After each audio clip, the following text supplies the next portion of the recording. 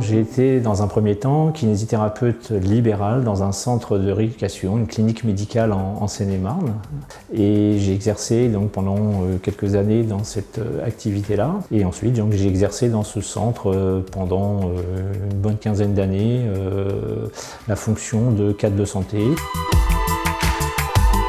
À un moment donné, un désir de changement, peut-être d'autonomie, d'indépendance, je ne sais pas, pour travailler à mon compte, à faire fonctionner mon propre cabinet.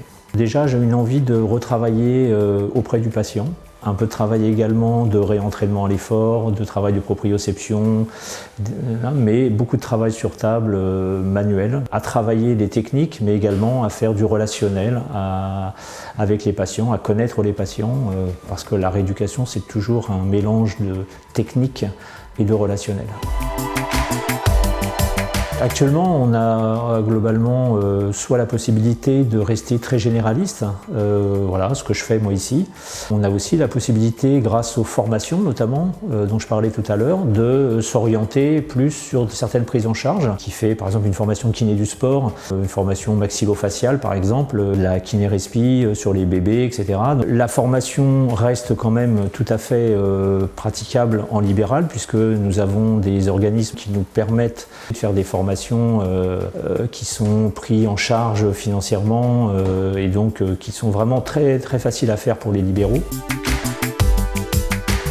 Quand on est en individuel comme ça, dans une petite structure, beaucoup plus compliqué de développer cette structure. On a envie d'avoir un peu plus grand, c'est tout de suite des moyens plus importants qu'on n'a pas. Et c'est pareil en termes de matériel. En libéral, ce qui manque, c'est un travail d'équipe, plus avec soit les médecins, soit d'autres collègues qui permettent des échanges. Alors, je pense aussi d'ailleurs que l'avenir de notre profession en libéral passera par des structures multiprofessionnelles. La réunion de tous les professionnels de santé qui tournent autour du patient et qui déterminent des projets de soins pour le patient. Et ça, c'est clairement un manque aujourd'hui dans notre activité libérale indépendante, où effectivement on a peu de relations avec les autres professionnels. Un problème dans notre profession, que je ressens comme un problème, c'est cette dépendance vis-à-vis du corps médical, notamment des médecins, puisque nous sommes une profession qui travaille sur prescription. C'est être dépendant de la quantité et de la qualité de travail. Quand un patient va chez le dentiste, il n'a pas besoin d'avoir une prescription et le dentiste sait ce qu'il a à faire. J'aimerais que ça soit la même chose pour nous, quoi. Pour travailler en libéral, je pense qu'il faut avoir une envie de s'investir dans son travail, parce qu'on a beaucoup de travail, il y a beaucoup de demandes, et voilà, on ne travaille pas 7 heures par jour ou 6 heures par jour, on travaille 10, 11 heures par jour.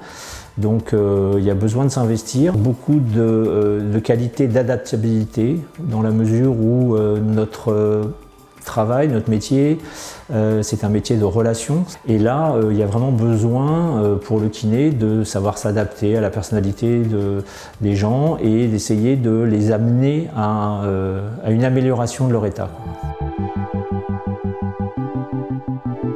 Adaptabilité, empathie, oui, j'ai envie de dire optimisme aussi. Je pense que la formation sur régulière est indispensable dans notre métier. Pouvoir se remettre en question ses pratiques, mais également évoluer, parfois s'orienter sur des prises en charge particulières. On a la chance d'avoir un métier qui nous permet d'aller travailler dans plein de domaines différents. Et je crois qu'il faut savoir à un moment donné se dire j'arrête un peu, je stoppe ou je calme un peu mes grosses journées et je me forme et je vais faire des formations et ça maintient en fait la flamme du métier pendant des années après, je pense. Notre métier en libéral va, je pense, s'orienter de plus en plus vers des maisons multidisciplinaires. On n'oubliera pas le fondamental aussi de notre métier qui est de toucher le patient. Je pense aussi que notre métier va s'orienter de plus en plus vers des technologies instrumentales qui permettent des prises en charge très intéressantes pour les patients.